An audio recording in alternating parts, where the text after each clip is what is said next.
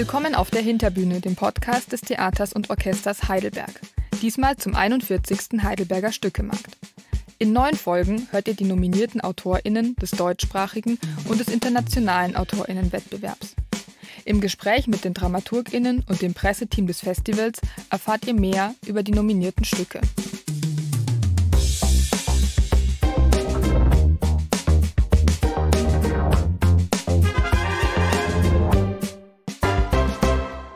Hello, Marita. Hello, Paul.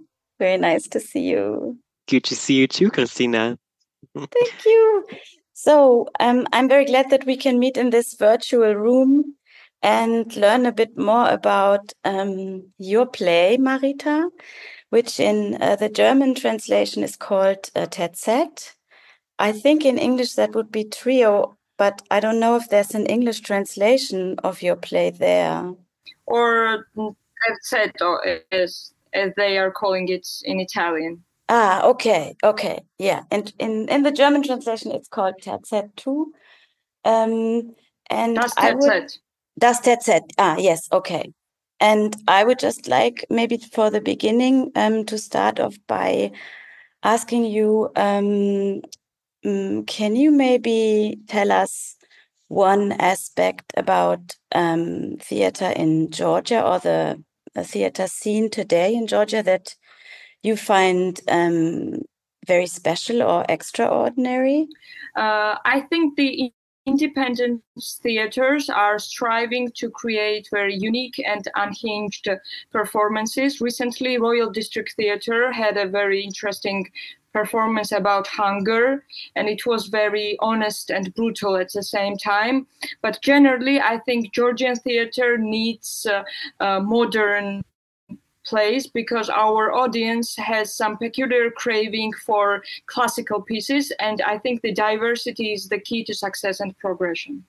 Okay, wow, thank you very much. Then we're very curious to see the bits of the Georgian theater that will be available at the Stückemarkt. Mm-hmm. And now let's move on to speak about your play. And Paul.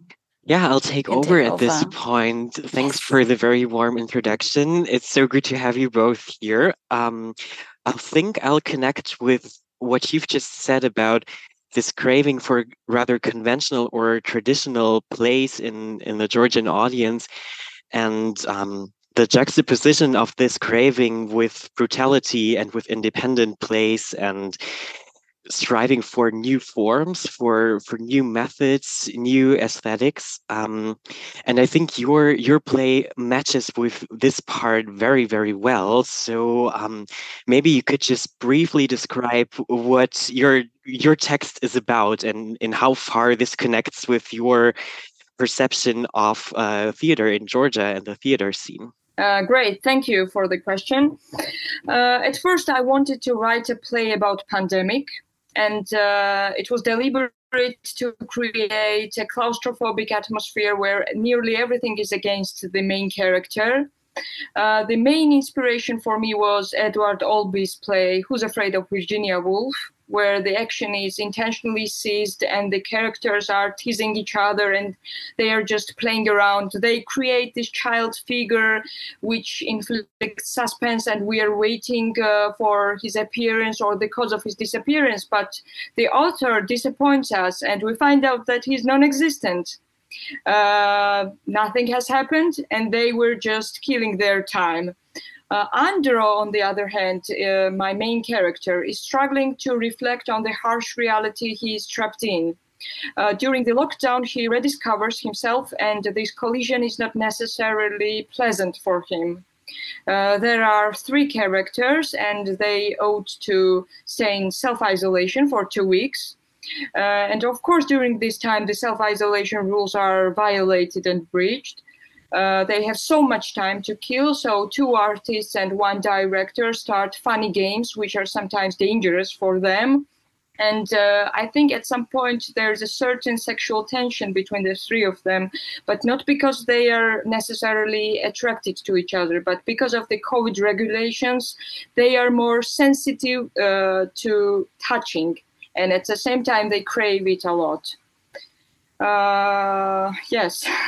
Mm-hmm. That's what I can say briefly about my play. And of course, and nearly everything is against the main character, and that drives him crazy at the end, as we see. Mm-hmm. The main inspiration also was Haneke's Funny Games, where the characters are breaking the fourth wall and communicating directly with the audience. Mm-hmm. And I think the main problem about Andro is that he cannot accept the fact that he cannot create the setting that is more cruel than the reality itself, and that causes drama. Mm-hmm. Yeah, that brings me to a thought, or brings me back to a thought from a meeting we had last week, and where we also talked about horror and writing horror. And what comes to my mind just now is that in the last meeting you said we're basically unable to write horror anymore because there's so much clashing, and there's so much that has already been seen, already been written. Would you say that this also matches for Andro, for him as a figure, and also for Terzett as your text?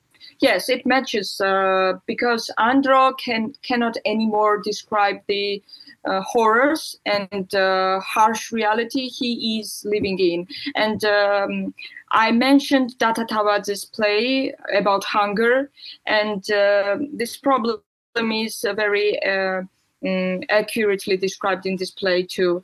Data tried to reflect on the harsh reality we are living in, and Georgia has some problems about hunger, and problems also about we have too many poor people in our country, and the hunger is very big problem in our society. And Data tried to create maybe absurdistic environment and not conventional environment to describe and reflect on the reality we are living in nowadays. Because when it's just conventionally on the screen or maybe on the scene, we are not reacting on it anymore, because it is like in our everyday life. We can see it in our screens, in our phones, and we can see it like something terrible had happened. Oh, that's okay. It's our routine. Mm-hmm. So it's normal for us. Mm-hmm. So conventional methods and conventional theater can no longer reflect on the reality we are living in. Mm-hmm. It's my personal view, mm-hmm. of course. Mm-hmm. I think I'll stick for the next question also with this concept of a reality that we can't basically touch upon anymore, because we're so routinized and we're checking news and we're constantly confronted with a lot of things that are happening at the same time. This harsh reality does not only work on an informational or informative level in your play, but also on a very figural biographic level with Andro, because we have these projections of his biography or the biography of the figure Andro that is portrayed within the story that he develops. Could you maybe tell us a bit more about those two parts being intertwined in there and the projections of Andro in your play? Andro tries to reflect on his life too. He's very obsessed with himself, I would say that, and he's not as talented as he thinks maybe, and that's the tragedy of him. The middle-aged male artist who is trying to reflect on his life, not so successful life, we may say that too. His personal life or his career is not as successful as he maybe dreamt about. Yes, he's trying to write a play, but he's very obsessed with the play, and he loses his mind, and he loses the touch with the reality. And that's maybe the most important thing with the authors and with writers and with artists, that we need to be constantly in touch with the reality. Mm-hmm. And I'd also say that he it drives him rather insane, or it drives him crazy that he can't control or shape reality, right? This is also something that comes to my mind while you were talking, because in the end, in the last two scenes, when Katie has her moments and shapes reality and starts making up stories that we as an audience can't clearly decipher whether this is a story within a story or whether this is happening in a presumed reality there. This is essentially the part where he loses power over the others, right? And also power over himself. Or would you agree? Yes. Okay. Yes, of course. That's the main moment in this play, when he realizes that he is no more in power and in control, and the control is the main thing that he craves mostly in this play. Control and maybe some kind of ownership too. And we as an audience, we do, especially during Stückemarkt, we will enter your play on a very audio visual level. We will hear the words you've written, but we will not clearly see it as a scenic performance. So our main tool will be language, and basically language only there. Would you say that your text also puts an emphasis on the fact that language shapes reality and that it can become a dangerous tool? Yes, of course, it can become a dangerous tool. And in the history, we can see how propaganda works and how people can manipulate on the societies, and how Andro manipulates on Nico in the shop scene. We can clearly see that he has some tools, and Nico is no longer in control of his body, of his mind, and Andro can manipulate very easily and very thoroughly. So yes, that's the main point of my play too, that language can be very dangerous tool. Thank you for this question. You're very welcome. One last question about the play within the play, and then I'll move to another topic.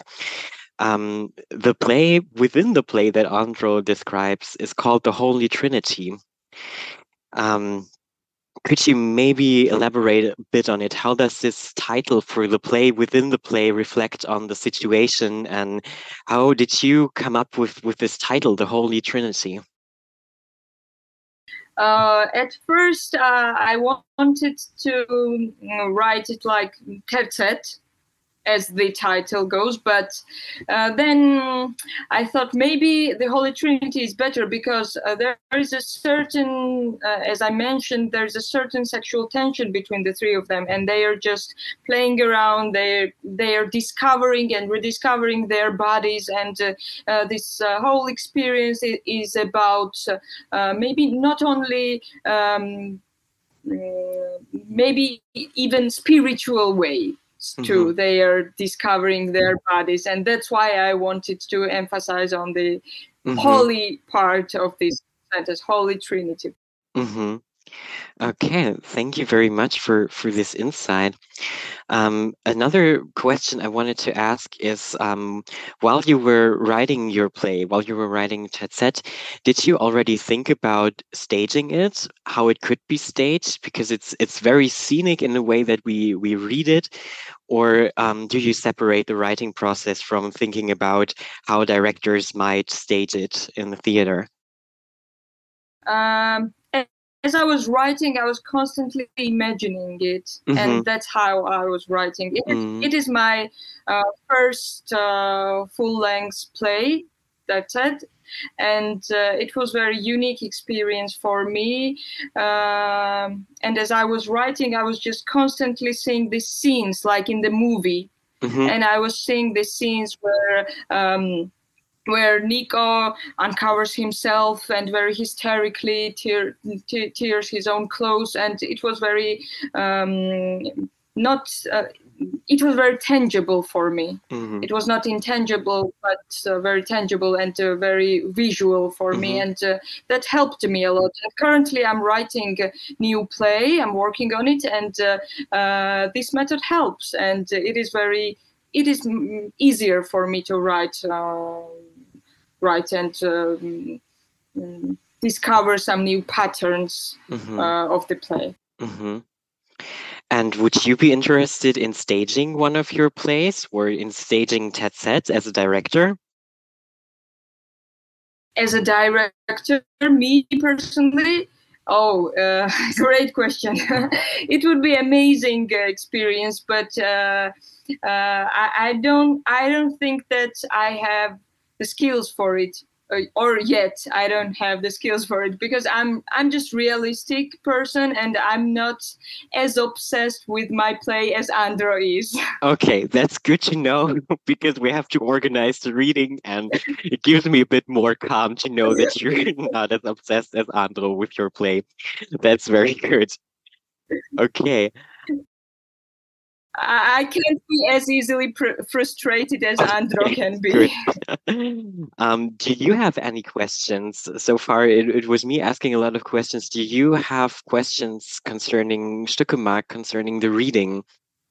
I'm very interested in the actors and who are going to read my text, because, as I said, I'm always visualizing it, and I have my visual parts in my head, and I don't know how tall is he, or maybe how he looks, or how he acts, or maybe how he's reacting on the things that are happening on stage. And I'm really interested in, and I'm looking forward to seeing them, and I'm looking forward to see this whole how this whole thing goes.